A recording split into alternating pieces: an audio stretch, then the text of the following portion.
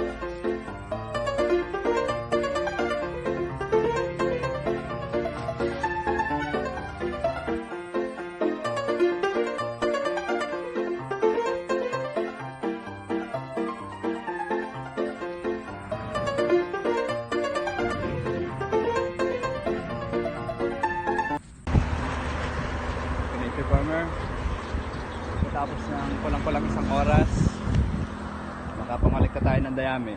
Ito, marami na rin to kahit pa paano. John, para ngayong umaga kailangan ko na umuwi. Mainit na, taas na ng araw natin, hindi nang init ngayon, summer. Oras na para kumain naman. Pahinga ng konti, pagkatapos tuloy na ulit sa pagbaburning. Okay, mga ka-nature farming, nandito tayo ngayon sa area kung saan tayo mangunguha ng carabao at cow manure. Yan, medyo kita natin sa paligid, maraming puno, damo, at saka napakainit, pero wala tayong magagawa.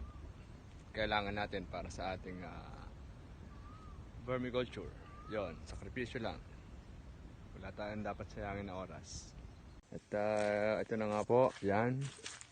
Isang magandang talian dahil napakalilim. Ito na, yan na ang ating manure na kukolektahin. Okay, tara. Samahan niyo ako ka nature farming para tayo ay manguha ng manure na kailangan natin sa ating vermi compost. Okay, tara, hahanap tayo ng maraming manure. Yan, ito, paligid, pakainit. Okay, yun, nandito naman tayo sa isang area. Ito, ibang area, niyugan ito. Nandito tayo maghahanap ng ating manure na kailangang kolektahin. Shout out nga pala sa aking tatay dyan sa Amerika.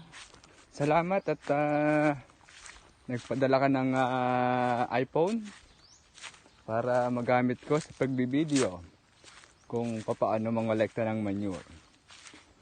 Sa susunod naman tayo, ma-request ako sa iyo latest na iPhone para naman iba ang gagamitin ko sa pag video kung paano mag tad-tad ang saha ng saging. Yon, ingat palagi dyan. Ingat. Salamat.